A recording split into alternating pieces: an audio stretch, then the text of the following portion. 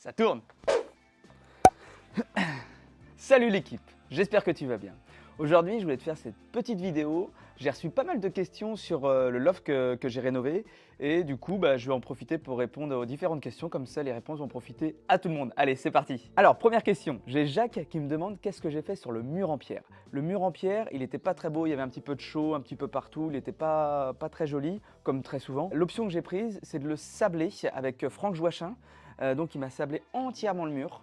Et juste aspirer après pour pas qu'il y ait trop de poussière qui retombe. J'ai pris la décision de rien mettre dessus. Il y en a qui essayent de le vernir ou de même rejointoyer. Moi j'ai vraiment pris l'option de le laisser naturel comme ça. C'est comme ça que je le préfère. Par contre il faut accepter qu'il y a un petit peu de poussière qui tombe de temps en temps. Mais je trouve qu'esthétiquement, moi c'était la version que je préférais. Question numéro 2 de Marvin qui me demande comment j'ai fait la terrasse en bois. Alors la terrasse en bois, c'est vrai que d'habitude on voit des terrasses qui sont d'abord avec des lambourdes et puis après on met des lames souvent en pin ou en kumaru ou en ipé suivant les, suivant les essences que vous choisissez. Là j'ai pris l'option de prendre des traverses en chêne, donc qui font 20 cm de large par 10 cm de haut. Ça pèse juste un âne mort. Et on les a posées sur un lit de sable et entre chaque traverse on a laissé un joint qui varie entre 1 cm, 2 cm.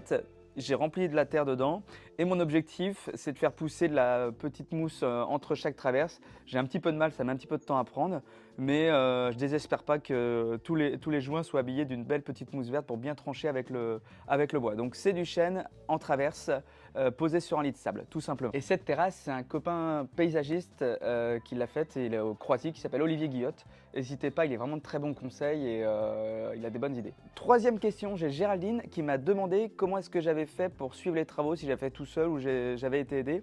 J'ai été aidé avec un ami qui s'appelle Mousse, qui s'est occupé de faire jusqu'au hors d'air, qui a un gros réseau d'artisans, il est maître d'œuvre, qui a un gros réseau d'artisans, qui a toujours des solutions à tout, donc c'est vraiment lui qui m'a vraiment bien aidé, qui s'est occupé de la première partie, on va dire, du hors d'air.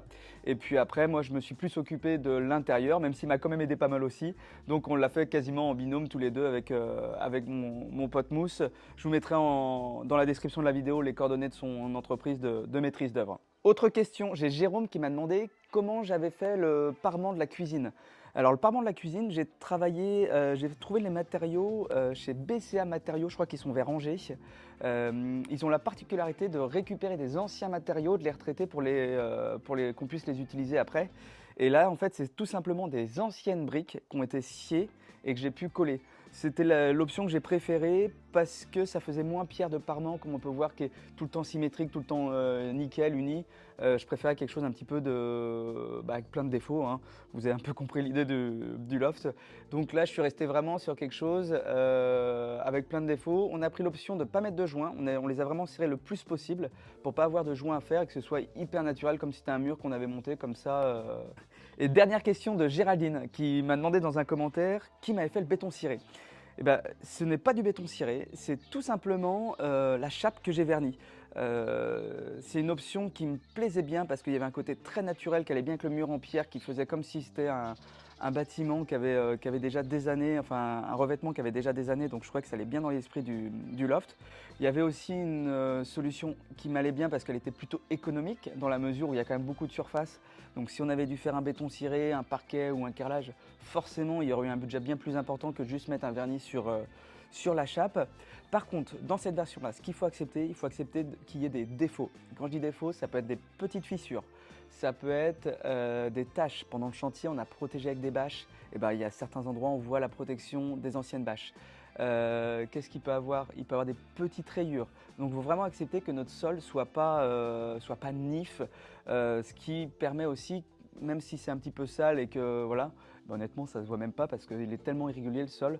Et moi c'est vraiment le résultat que je souhaitais. Je trouve que ça va bien avec le mur en pierre et tout le reste du loft. Donc voilà ce qui concernait le revêtement de sol. Donc ce n'est pas du béton ciré, c'est bien la chape que j'ai vernie. De souvenir, c'était la marque Bostik.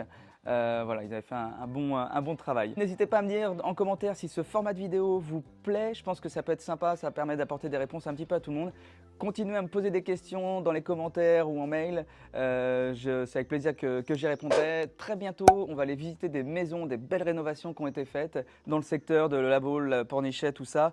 Je vous en dis pas plus pour l'instant. Et puis je vous dis à très vite dans d'autres vidéos. Allez, à plus tard. Ciao tout le monde.